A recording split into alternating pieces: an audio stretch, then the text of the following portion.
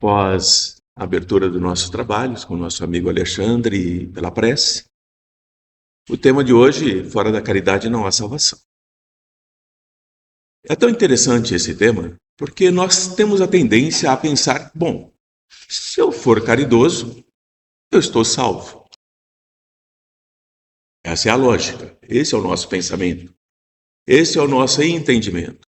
Eu preciso praticar caridade para me salvar. Não há nada de errado nesse pensamento. A questão é, o que é necessário para que eu seja caridoso? É o meu dia a dia? São as coisas do meu cotidiano em que eu ajudo aqui e acolá? Mas não é isso que Jesus está nos falando. Kardec nos traz essa fala, essa abordagem, dizendo, em relação de contraponto à igreja, que dizia que fora da igreja não há salvação. Portanto, nós deveríamos nos submeter aos dogmas da igreja, acreditar em tudo que ali fosse nos dito e ensinado, para que fôssemos salvos. Salvos do inferno, salvos do purgatório, e iríamos para o reino dos céus, ao lado dos anjos do Senhor. Isso é o que a Igreja Católica nos ensina, nos ensinava e continua nos ensinando. Mas deixando as doutrinas paralelas, às quais nós já pertencemos muitas vezes, precisamos entender por que fora da caridade não há salvação. E o que é necessário para que eu me torne caridoso? O que é que eu devo olhar em mim mesmo e buscar algo, uma essência, uma luz, que desperte em mim o sentido da caridade. E Jesus vai abordar esse tema nesse pequeno trecho do seu Evangelho. Vejam como é interessante a fala do Mestre, ou daquele que era o seu discípulo, no caso Mateus.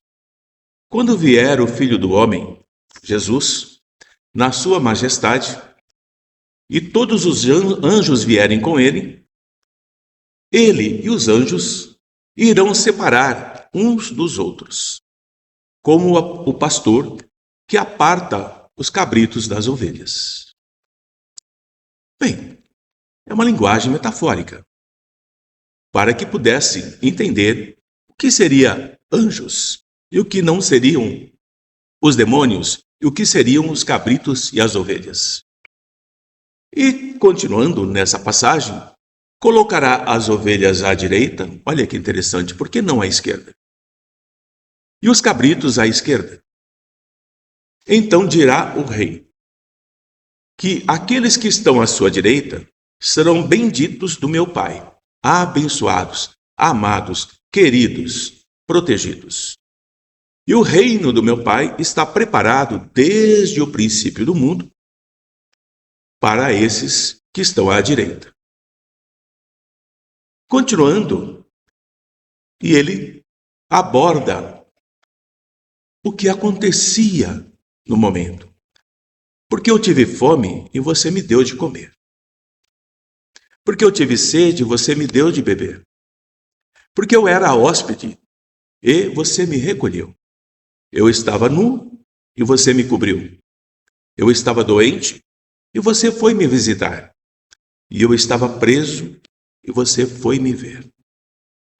Jesus aborda cada pedaço da sociedade, cada espaço de dor e de sofrimento, que nós, no nosso cotidiano, do dia a dia, sequer nos damos conta. Temos aqueles, sim, que passam fome. Temos aqueles que têm sede. Temos aqueles que não têm onde morar. Temos aqueles que estão nus, que não têm roupas. Tem aqueles que estão doentes nos hospitais, nas clínicas, nas casas, nos bairros. Temos aqueles que estão presos e que nós não vamos ver. Assim, a caridade, ela tem que ser despertada em nós, segundo o Mestre, para aquele que está ao nosso lar em dor e sofrimento, seja ela qual for. Porque todos esses que nós estamos observando, procurando atentar, estamos sim olhando para o ensinamento de Jesus. Mas nós perguntamos, como perguntaram naquele tempo para Jesus: Mestre, quando é que nós te vimos faminto, não te demos de comer, tiveste sede, não te demos de beber? Quando é que nós te abrigamos em nosso lar? Quando é que nós te cobrimos quando você estava nu? E quando é que estavas doente e nós cuidamos de ti? E quando estava prisioneiro, nós fomos te ver. Percebam que é uma linguagem metafórica, que é uma abordagem para que o nosso espírito vá se despertando, vá acordando do nosso próprio mergulhar na nossa própria personalidade de egoísmo, abrindo os nossos olhos, e ele diz: na verdade, quando você fez isso a um dos seus irmãos, pequeninos, aqueles os mais pobres, os mais miseráveis, os mais esquecidos, os mais abandonados, estão fazendo a mim. Essa é a caridade que o Mestre está nos dizendo. Não é a caridade do dia a dia, que a nossa mente, o nosso consciente nos diz: faça caridade aqui, faça caridade ali, porque receberás a salvação. Não. Que o teu espírito, que a tua alma seja caridosa. Não pense para fazer, faça. Por menor que seja, faça e se sinta alegre, se sinta feliz por ter feito aquilo. Mas voltando aos que estão à esquerda, é o contrário do que ele falou aos que estão à direita. E ele disse que o fogo eterno está preparado para que o diabo e os seus anjos os recebessem. Sabemos que a palavra diabo é aquele que confunde. Não é aquele que tem chifre, que tem rabos, que tem pata de bode e que vai nos seduzir. Essa é uma imagem criada por nós para que pudéssemos ter medo. Mas é interessante o diabo ter anjos ao seu lado, não é? É muito interessante. Anjos da escuridão. Mas nós aprendemos na doutrina espírita que o anjo, que é o mensageiro, ele é aquele que leva o conforto, a esperança, a paz, o desejo da caridade em si. E você não me deu de comer, você não me deu de beber, você não me abrigou, você não me cobriu quando eu estava nu, você não me visitou quando eu estava doente ou preso. E eles perguntam, como nós perguntaremos: Senhor, quando é que nós te vimos com fome, com sede, desabrigado, sem roupa, doente, prisioneiro e não fomos cuidar de ti? E o Mestre responde: quando deixaste de fazer isso a qualquer um dos pequeninos que se apresentou diante de ti. Fora da caridade não há salvação. Nesse quadro, Jesus apresenta o juízo final para o entendimento daqueles que acreditam no juízo final. Mas não há juízo final. Há um juízo de consciência. O juízo de consciência nos alcança a qualquer momento. Estamos ainda encarnados ou prestes a desencarnar, no momento da crise da morte. Quando nós estamos nos despedindo do corpo físico, entramos na crise da morte, como nos ensina Ernesto Bozano. E a crise da morte traz em nós toda a nossa consciência. Traz em nós o que fizemos de bom, o que fizemos de ruim. Mas vejam, o bom e o ruim não é o que os outros falam. É aquilo que eu entendo. Porque o outro pode dizer que aquilo que eu estou fazendo é bom ou é ruim, mas o meu entendimento pode me dizer o contrário. Eu posso acreditar que eu estou fazendo algo bom, mas diante dos olhos dos demais não é bom. Então, o que nos fará esse critério é a nossa consciência. Quando nós entendermos que o mundo em que nós vivemos não é um mundo de alegoria, não é um mundo de fantasia, não é um mundo em que nós temos que praticar a caridade para que possamos encontrar a salvação. É um mundo em que nós, olhando para nós e perguntamos, o que é que eu preciso ser caridoso para comigo? Para entender o que está à minha volta. Para olhar para o meu irmão e me condoer, mesmo que eu não possa fazer nada. Mesmo que esse meu condoer é apenas desejar a ele paz. E assim nós vamos entendendo que, como o Mestre Jesus enfrentou dificuldades, enfrentou problemas na sua pequena jornada de esclarecimento da humanidade, ensinando a prática do amor e da caridade, ele também foi desafiado. E principalmente por aqueles que chamavam de doutores da lei.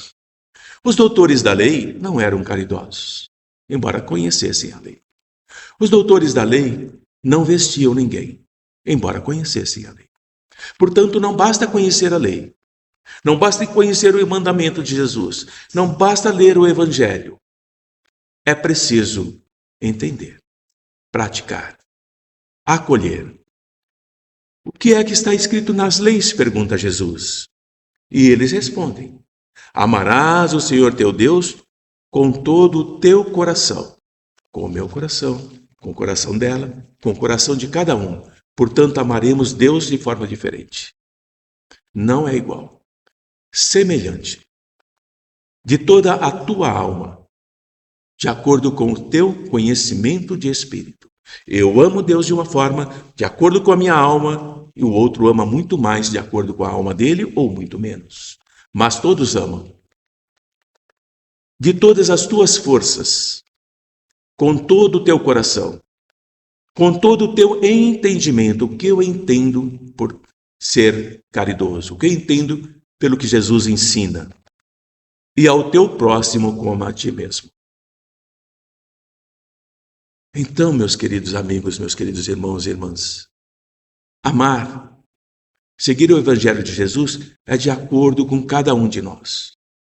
Não vamos tentar nos igualarmos ao outro, tentarmos entender o estágio em que nós nos encontramos. E Jesus responde: fizeste bem. Sim, amarás o Senhor teu Deus de todo o teu coração, de toda a tua alma, de todas as tuas forças e de todo o teu entendimento. E ao teu próximo como a ti mesmo. O doutor da lei sabia o que fazer. Fizeste bem. Vá fazer isso e viverás no reino do meu Pai. Se não fizeres, não viverás. Terás que nascer de novo. Terás que recomeçar. Terás que entender o retorno para onde houver pranto e ranger de dentes. Reencarnação. Esse mundo não é um mundo de pranto e ranger de dentes. Não reencarnamos nele para a caridade, para com aqueles que necessitam. Mas o doutor da lei não se satisfez. E quem é o meu próximo? Percebam a hipocrisia do doutor da lei? Tentando enganar Jesus, ludibriá-lo, e ele vai contar a parábola do bom samaritano, que todos conhecem. Mas nessa passagem, não vou descrever aqui a parábola, que basta ler, fica muito mais bonita lendo do que eu falando. Percebem o verbo que une amar a Deus e amar o próximo? Porque aquele que ama a Deus, ama o próximo. Mas o que é amar Deus? E aquele que não ama o seu próximo, não ama a Deus. O amor liga as duas coisas, o alto e nós. E esse amor que liga a todos nós é o que faz com que nós vamos despertando para a caridade que nos levará à salvação. Portanto, não basta apenas acreditar, não basta apenas julgar que já entende os mandamentos e os evangelhos do Mestre Jesus. Amar o próximo como a nós mesmos é descobrir em nós onde está esse amor. Porque ele está em nós. Mas o cotidiano, o dia a dia, as atribulações, faz com que ele fique soterrado. Porque nós estamos voltados para aquilo que nos chama a atenção. Humildade e caridade é o que o Mestre nos ensina. Mas nós precisamos aprender. E por isso recomeçamos. E recomeçamos. E recomeçamos. Caridade do Pai para conosco, nos permitindo a oportunidade de uma nova existência. Permitindo que possamos aprender, pouco a pouco, devagar, nos libertarmos do orgulho, do egoísmo, que nós não cessamos de combater. Somos orgulhosos? Claro que somos. Somos egoístas? Claro que somos. Portanto, ainda correspondemos ao Evangelho, que nós nascemos simples e ignorantes. A ignorância é o que nos coloca no orgulho e no egoísmo. A simplicidade é o que nos leva ao Pai. Quando nos libertarmos do orgulho e da ignorância, da cupidez, da avareza e todas essas imperfeições que todos nós temos mais ou menos, nós nos tornamos mais simples, mais sábios, mais generosos, mais caridosos. E aí sim, começamos a trilhar a escada de Jacó. Ascendendo, subindo, cada degrau, uma nova conquista. E estendemos a mão para o que está logo atrás de nós, para que ele também alcance. Por isso o mestre separa as ovelhas dos cabritos. Mas é apenas metáfora. É aquele que ainda tem um espírito escuro, o espírito ignorante, o espírito simples, no sentido de ser apenas instinto, esse precisa recomeçar. É separado. E os outros seguem a sua jornada, rumo ao que Joana de Ângeles nos ensina, rumo ao futuro, porque o futuro pertence aos espíritos caridosos e generosos. Meu tempo está terminando e eu agradeço a presença de todos vocês aqui. Fiz uma abordagem um pouquinho diferente, um pouco mais filosófica, mas eu acredito que, pela inspiração que me veio, que é o adequado para a plateia de hoje, nessa manhã. Bom dia a todos e até uma nova oportunidade. Obrigado, bom proveito e bom passe para vocês.